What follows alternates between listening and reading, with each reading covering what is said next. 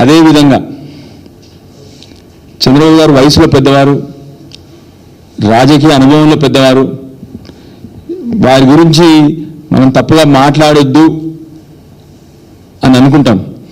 కానీ తెలంగాణ పట్ల, తెలంగాణ రాష్ట్రం పట్ల వారు చేస్తున్న మోసాలను అయితే ప్రజల ముందర పెట్టాలి. ఎందుకు అంటే చంద్రబాబు గారు ఇవాళ మాట్లాడుతూ మేము కేవలం వరద జలాలు తీసుకుపోతా ఉన్నాము, పైన తెలంగాణ రాష్ట్రం గోదావరిలో ఎన్ని ప్రాజెక్టులు కట్టినా నేను ఎప్పుడు అడ్డు చెప్పలేదు, చెప్పను. చంద్రబాబు నాయుడు గారు వయసులో పెద్ద, ముఖ్యమంత్రి గారు అంతకుముందు, వారి అనుభవంలో చాలా అనుభవం వారు. కానీ అప్పుడప్పుడు అనిపిస్తుంటుంది చంద్రబాబు గారు వారి శిష్యుడు ఇద్దరు అబద్ధాల్లో కూడా పెద్ద అనిపిస్తుంది. అబద్ధాలు చెప్పడంలో కూడా వారు, వారి శిష్యుడైనటువంటి మన ముఖ్యమంత్రి రేవంత్ రెడ్డి గారు ఇద్దరు కూడా పెద్దవాళ్ళు. వాళ్ళు చంద్రబాబు నాయుడు గారు మళ్ళీ ఏ రోజు నేను తెలంగాణ రాష్ట్రం గోదావరి జలాల మీద కట్టిన ప్రాజెక్టుల మీద ఎప్పుడు నేను ఆపలేదు అని చెప్తా ఉన్నారు. మీ అందరికి కూడా కాపీలు ఇస్తాను. ఎన్నిసార్లు అంటే ప్రతిసారి కాళేశ్వరం మీద, కాళేశ్వరం డిపిఆర్ మీద కంప్లైంట్, ఆఖరికి అసలు కాళేశ్వరం ప్రాజెక్టే కొత్త ప్రాజెక్టు, వీళ్ళు కట్టకూడదు, ఎపెక్స్ కౌన్సిల్లో లేకుండా. నిజానికి Kaleshwaram project modified project, Pranahita Chevella నుంచి మాడిఫై చేయబడ్డ ప్రాజెక్ట్. ఈయన గారు ఏమంటారు, ఈయన ఆ రోజు కూడా కాళేశ్వరం కొత్త ప్రాజెక్టు ఆపేయాలని చెప్పేసి ఆ రోజు కంప్లైంట్, సీతమ్మ సాగర్ మీద కంప్లైంట్, భక్త రామదాస్ మీద కంప్లైంట్, ఆఖరి చివరికి తను దత్తత తీసుకున్న ఆ రోజు పాలమూరు జిల్లా ఉన్న అన్ని ప్రాజెక్టుల మీద, పాలమూరు రంగారెడ్డి మీద కానివ్వండి, డిండి మీద కానివ్వండి, కల్వకుర్తి మీద కానివ్వండి, ఏ ప్రాజెక్ట్ అయినా కూడా అన్ని ప్రాజెక్టులు మీద తన షికాయతులు, తన లెటర్లు. ఇవాళేమో ఇది అంటారు కదా సామెత, 1000 ఎలుకలు తిన్న పిల్లి తీర్థయాత్రకు బయలుదేరింది అన్నట్టు. ఇవాళ కొత్తగా నేను ఏ రోజు చంద్రబాబు నాయుడు గారికి ఇది ఒక అలవాటు ఉంది, తన మాటలకు చేతులకు అసలు సంబంధం ఉండదు, తన మాటలకు చేతులకు సంబంధం ఉండదు. ఏ రోజు నేను తెలంగాణ ప్రాజెక్టులు ఆపలేదంటారు. మరి ఇవన్నీ కూడా మరి ఇచ్చిన కంప్లైంట్లు ఒక్కటి కాదు, 2 కాదు, ఇన్ని కంప్లైంట్ లెటర్లు ఉన్నాయి. మీ అందరికీ కూడా ఇస్తాను ఇవాళ. ఆ రోజు ఉమాభారతి గారికి కానీ, ఆ రోజు శేఖావతి గారు కానీ వారు ఇచ్చిన కంప్లైంట్ లెటర్ అన్నీ కూడా మీ అందరికీ ఇస్తాను. దానికి తగ్గట్టు కనీసం వారు మాట్లాడిన ప్రతిసారి ఇవాళ కూడా వారు మాట్లాడారు. ఇప్పటి వరకు కాంగ్రెస్ పార్టీ నుంచి కానీ, బీజేపీ పార్టీ నుంచి కానీ, 2 పార్టీల నుంచి తనను సమర్థిస్తూ మాట్లాడుతూ ఉన్నారు. కానీ ఎవరు కూడా అది తప్పు, తన మీద ఎవరు కూడా మాట్లాడటం జరగట్లేదు. ఇవాళే పిసిసి ప్రెసిడెంట్ గారు మాట్లాడుతూ ఉన్నారు. పిసిసి ప్రెసిడెంట్ గారు మాట్లాడుతూ, మన రాష్ట్ర పిసిసి ప్రెసిడెంట్ మాట్లాడుతూ హరీష్ రావు గారు ఏదేదో మాట్లాడుతూ ఉన్నారు, బనకచర్ల మీద ఏదేదో మాట్లాడుతూ ఉన్నారు. ఏదేదో కాదు, పిసిసి ప్రెసిడెంట్ గారు ఉన్నది మాట్లాడినారు హరీష్ గారు. మీ అందరికీ తెలంగాణ నీళ్ళన్నా, తెలంగాణ పట్ల ప్రజల సమస్యలైనా 50 ఏళ్ళు పరిపాలించిన కాంగ్రెస్కి ఏదేదో అనిపిస్తుంది. ఎందుకంటే మీకు నీళ్ళు అంటే గ్రీక్ అండ్ లాటిన్ అది, ఎందుకంటే మీకు నీళ్ళ సమస్యలు తెలియదు, ఎందుకంటే మీకు నీళ్ళ వ్యవహారం తెలియదు. 50 ఏళ్ళు పరిపాలించిన రోజు ఏ ఒక్కసారి కూడా తెలంగాణ ప్రజల పట్ల మీరు నిజాయితీగా పనిచేయలేదు ఆ రోజు. అందుకొరకే ఇవాళ మా బీఆర్ఎస్ పార్టీ కేసీఆర్ గారి ఆదేశాలతో హరీష్ గారు మాట్లాడిందల్లా ఉన్న మాటలు మాట్లాడినారు. దయచేసి మిమ్మల్ని కోరుతా ఉన్నాను. మళ్ళీ మీరు ఇంకొక విషయం కూడా చెప్పినారు ఇవాళ, వెంటనే అసెంబ్లీకి సిద్ధం కండి అని కూడా చెప్పినారు ఆయన. ఎవరు? మహేష్ గారు. మీకు విషయం తెలియదు, మహేష్ గౌడ్ గారు, పిసిసి ప్రెసిడెంట్ గారు, తెలంగాణ నీళ్ళ విషయం బీఆర్ఎస్ పార్టీకి వెన్నతో పెట్టిన విద్య లాంటిది. మేము సిద్ధంగా ఉండాల్సిన అవసరం లేదు. ఏ రోజైనా మీరు అసెంబ్లీ పెట్టండి, ఒకటే మీ నుంచి రిక్వెస్ట్, మైక్ ఇవ్వండి, మైక్ కట్ చేయకండి. ఆ తర్వాత ముఖ్యమంత్రి గారిని అసెంబ్లీ నుంచి పారిపోవద్దని చెప్పండి. తప్పకుండా ఏ రోజు మీరు పిలిస్తే అసెంబ్లీకి ఇవాళ పిలిస్తే ఇవాళ, రేపు పొద్దున పిలిస్తే రేపు పొద్దున.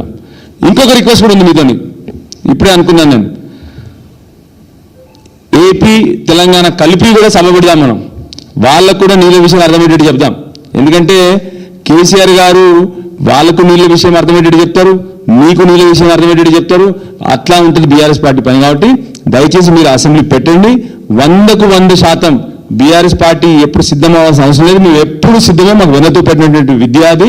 100% అసెంబ్లీలో మేము చర్చించడానికి రెడీగా ఉన్నాం. మళ్ళీ ఒక విషయం, ఆ రోజు చంద్రబాబు నాయుడు గారు, ఇవాళ మేము అడుగుతా ఉంది కేవలం ఏదో మిమ్మల్ని ఆపడానికని కాదు. దయచేసి కాంగ్రెస్ శాసనసభ్యులకు కూడా చెప్తా ఉన్నాను, రిక్వెస్ట్ చేస్తా ఉన్నాను. చాలామంది చాలా మాట మాడుతున్నారు, ఇష్టం వచ్చినట్టు మాట్లాడుతూ ఉన్నారు. దయచేసి మేము రిక్వెస్ట్ చేసేది ఒకటే, రైపేరియన్ రైట్స్ ఈ నీళ్ళ గురించి అర్థం చేసుకోవడానికి ట్రై చేయండి ఫస్ట్.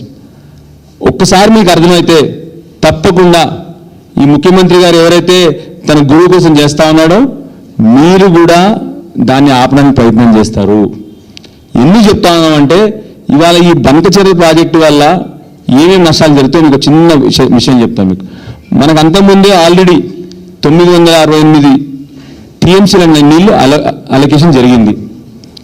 కేసీఆర్ గారు అడిగింది ఏంటి, ఇంకా వరద జలాలు 3000 టీఎంసీలు పోతా ఉన్నాయి, దాంట్లో మా హక్కులు కల్పించండి. పోరాటే బేసిస్ అంటే ఇప్పుడున్న 60% నీళ్ళు మాకు దాంట్లో కూడా ఇవ్వండి అని చెప్పి కోరుతా ఉన్నాం. మరి ఇవాళ వీళ్ళు 200 టీఎంసీల నీళ్లు వాళ్ళు వాడుకుంటా అని చెప్తా ఉన్నారు. దాని భవిష్యత్తులో 400 టీఎంసీలు కడతామని చెప్తా ఉన్నారు. దాన్ని మరి మన హక్కులు అడగాల్సిన అవసరం ఉందా లేదా? మన హక్కులు అడగాల్సిన అవసరం ఉందా లేదా? రెండోది, ఆంధ్రప్రదేశ్ రీఆర్గనైజేషన్ యాక్ట్లో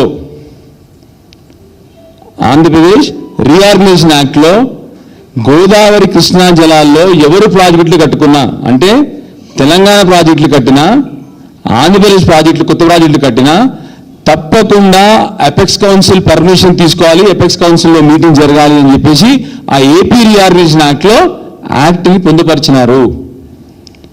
మరి మిమ్మల్ని అందరినీ ప్రశ్న అడుగుతా ఉన్నాను. మొన్న కేసీఆర్ గారి ఆదేశాలతో హరీష్ గారు ప్రెస్ మీట్ పెట్టే కన్నా ముందు వరకు మీ అందరికి కనీసం తెలుసా బంకచెర ప్రాజెక్ట్ అవుతా ఉందని? మీకు ఎవరికి తెలియదు. అందుకని నా కాంగ్రెస్ మిత్రులు, కాంగ్రెస్ శాసనసభ్యులు చెప్తా ఉన్నాను, ఇవాళ మీరు బ్లాక్ చేయకపోతే మన ముఖ్యమంత్రి ఎవరైతే అందరూ తెలంగాణ ద్రోహి అంటారో మీకు ఆ పరిస్థితి వస్తారు రేపు పొద్దున. మంచి గౌరవాన్ని కాబట్టి చెప్తా ఉన్నాను. ఇప్పటి వరకు అపెక్స్ కౌన్సిల్ మీటింగ్ దీంట్లో ఎందుకు పెట్టలేదు? అక్కడ అధికారం ఉంది కాబట్టి చంద్రబాబు నాయుడు గారు దబాయించుకుపోయి నీళ్ళు ఎత్తుపోతా ఉన్నారు. ఇది ఇవాళ నీళ్ళ సమస్య కాదు వచ్చేది. ఇప్పటికే ఇన్నేళ్లు బాధపడి తెలంగాణ, భవిష్యత్ తరాలు కూడా బాధపడతాయి. అందుకొరకు మీకు చెప్పేది, ఇప్పటివరకు అపెక్స్ కౌన్సిల్ మీటింగ్ పెట్టలేదు. పెట్టకుండానే వాళ్ళు ఆల్రెడీ డిపిఆర్ తయారు చేస్తారు, వాళ్ళు ఆల్రెడీ వాళ్ళు సెంట్రల్ గవర్నమెంట్లో డబ్బులు అడుగుతారు. వాళ్ళు ఆల్రెడీ ఇంకా బాధ ఏంటంటే ఆల్రెడీ బీజేపీ ప్రభుత్వం ఒక నేషనల్ ప్రాజెక్ట్ ఇచ్చింది పోలవరం, దీనికి కూడా మళ్ళీ ఫండ్ చేయడానికి రెడీ అవుతా ఉంది.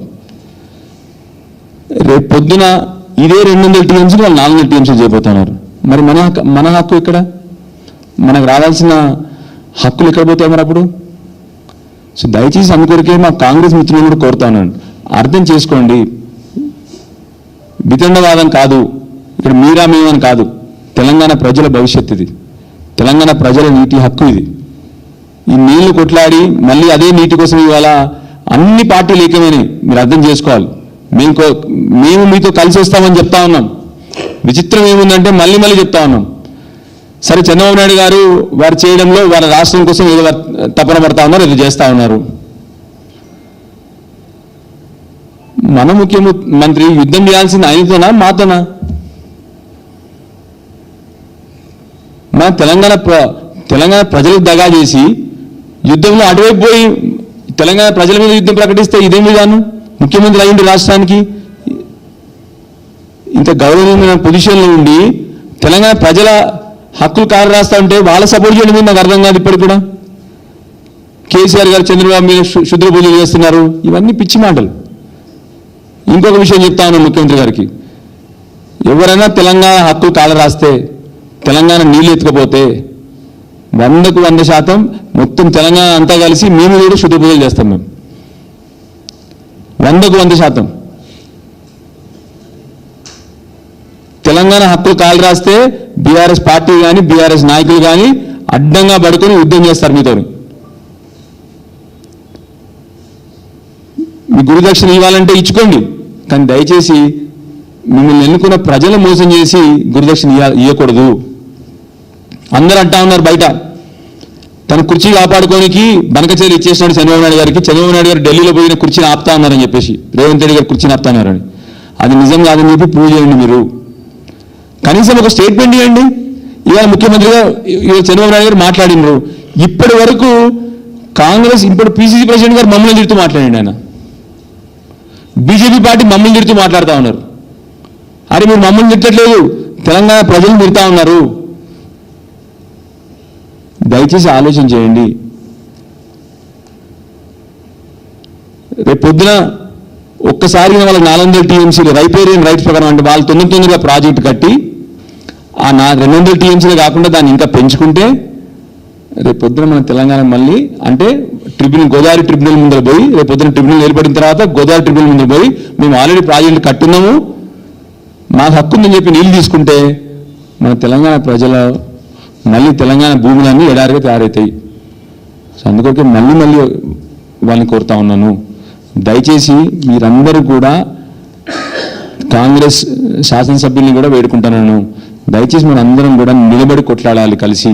లేకపోతే 65 ఏళ్ళు మనం దేనికైతే పోరాటం చేసినామో ఏదైతే సాధించుకున్నామో మళ్ళీ వెనుకకు పోతాం మనం అని చెప్పి మీ అందరినీ కోరుతా ఉన్నాను. Thank you. మళ్ళీ ఒకసారి చివరికి కేవలం తెలంగాణ హక్కుల కోసం నిలబడి పోరాడేది కేవలం బీఆర్ఎస్ పార్టీయే. మేము నిలబడి పోరాడుతూనే ఉంటామని చెప్పి చెప్తా ఉన్నాను. జై తెలంగాణ.